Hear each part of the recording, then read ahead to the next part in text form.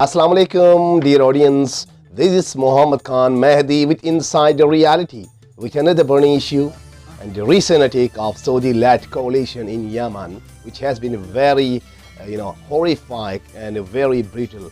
And if I talk about the recent scenario, یہ بہت بڑا بھیانک ہے کہ سعودی عرب نے پھر سے یمن پر چڑھائی کر دی ہے، کیونکہ یہ جو ریٹیلیشن تھی، کل جو ہوتھیز تھی انہوں نے سعودی عرب جو یو اے ای تھا ان کے اوپر ایک حملہ کیا تھا، اور یو اے ای کے گورنمنٹ کا جو ان کے اسٹیٹ جو اتھارٹی تھا ان کا بیان تھا کہ ان کے ٹریک میں کوئی بومب اٹیک تھا، یا سوری اس کے کوئی اوپر ایک ایکسپلوژن تھا، مگر جو حملہ ہوتھیز نے وہاں پر کلیم کیا تھا کہ انہوں نے اٹیک کیا ہے، ٹارگٹ کیا تھا دبئی میں ابو دھابی کے ایئرپورٹ پر، اور جو مصفہ کے آئل ریفائنری تھا اس کے اوپر حملہ ہوتا، اس میں 3 بندوں کو وہاں پر مارا گیا تھا اور بہت بڑا ایکسیڈنٹ ہوا تھا۔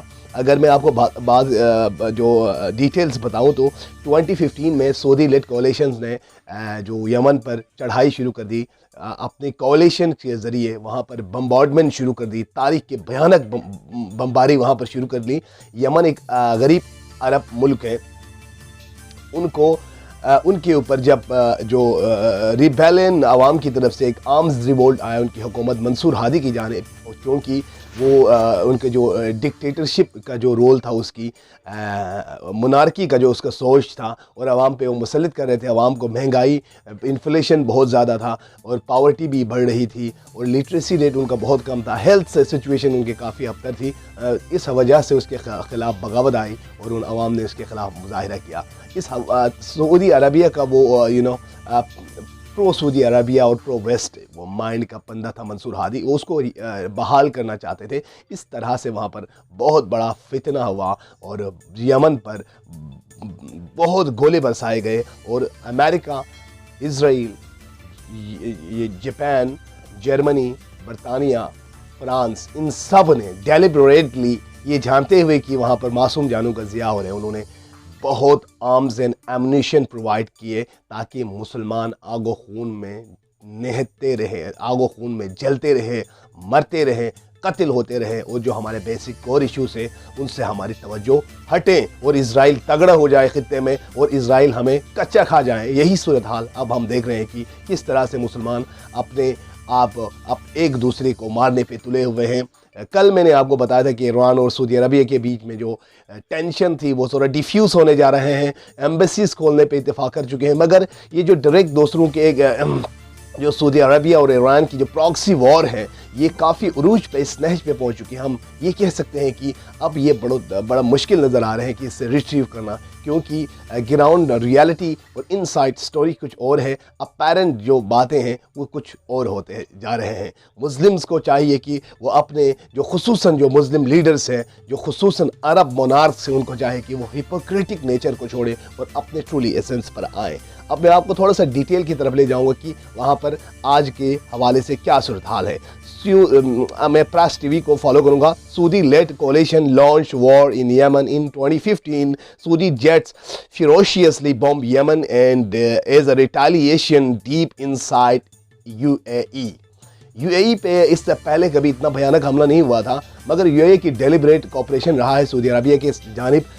ابھی جو پچھلے جو کچھ منتھ میں UAE نے تھوڑا سا اپنے آپ کو پیچھے کھینچ لیا تھا، کیونکہ اسے یہ وار جیتا ہوا نظر نہیں آ رہا ہے۔ ہوتھیز نے بڑے اسٹرانگلی ایک پاور کے ساتھ آگے گین کیا ہے، کنٹرول کیا ہے بہت سارے ایسے ایریاز کو جو سعودی کولیشن کے اتحاد کے قبضے میں تھے، اور اہم جو میجر ایئرپورٹس اور جو بندرگاہ ہیں وہ اب تک جو ہوتھیز ہیں ان کے کنٹرول میں ہے، اور وہ آئے دن سعودی عرب کے ان سائڈ سٹی وہ حملہ کر رہے ہیں۔ نجران ایئر بیس ہو، جو ایئرپورٹ ہو، اور سعودی عرب کے ریاض تک بھی انہوں نے جو میزل اٹیک ہے وہ اس کا مینیفیسٹ کیا ہے، اور امریکن اینٹی پیٹریوٹک جو ڈیفنس سسٹم ہے وہ بھی ناکارہ ہو گیا، اور آرام کو آئل تک بھی انہوں نے ٹارگٹ کیا۔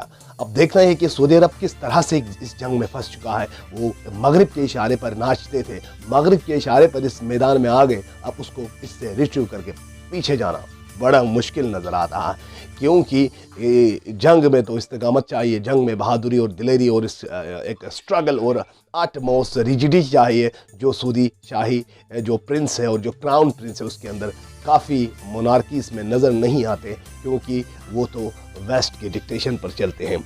अगर मैं अलमसीरा टीवी के रिपोर्ट बताऊं तो the kingdom of Saudi Arabia had carried out more than 50 raids in several areas of Yemen, including Marib province, over the 24 hours.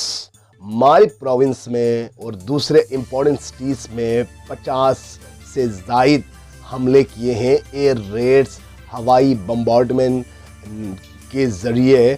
और उन जो आई विटनेसेस था उनका कहना था कि इससे पहले भयानक बम्बार्डमेंट उन्होंने तारीख में नहीं देखा।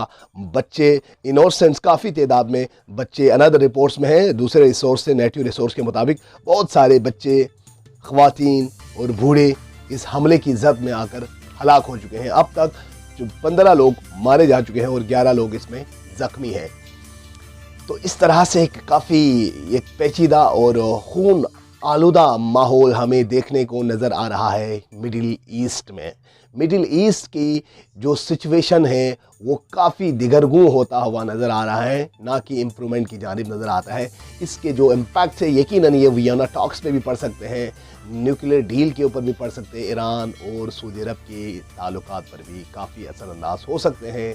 सीरिया, इराक और यमन और जो लेबनान है इसके कॉज पर भी असर पड़ सकते हैं, पैलेस्टाइन इशू पर भी असर पड़ सकते हैं, और इसका डायरेक्ट जो इम्प्लिकेशन है वो पाकिस्तान के हमारे खित्ते पर भी इसका असर अंदाज हो सकते हैं।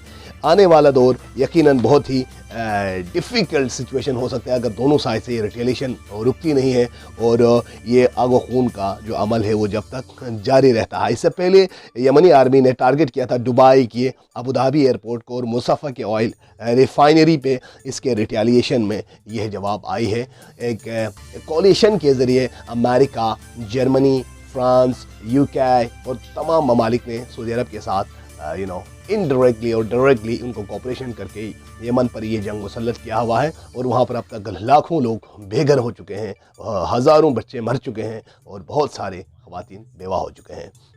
हमने ये देखना है कि किस तरह से मिडिल ईस्ट को एक पीसफुल वर्ल्ड की तरफ लेके जाना है और एक पीस स्टेबिलिटी किस तरह से कायम करना है। यकीनन इस तरह की जंगों से स्टेबिलिटी का आना नामुमकिन है। सऊदी अरबिया और ईरान दोनों को चाहिए कि वो एक नेगोशिएशन टेबल पर एक अमली तौर पर आ जाएं, और सऊदी अरब को चाहिए कि वो मगरिब की डिक्टेशन को छोड़कर इस्लामिक कंट्रीज़ की और जो इस्लामिक प्रिंसिपल है उसको फॉलो करते हुए आगे बढ़े। This was something from my side. हमारे न्यूली ऑडियंस से गुजारिश है कि हमारे चैनल को सब्सक्राइब कर ले, बेल आइकन पर क्लिक कर ले, उसको शेयर कर ले, ताकि आप हमारी न्यूज़ से और ग्राउंड रियलिटी से अपडेट रहें। Thank you for watching my channel. Take care, अल्लाह हाफ़िज़।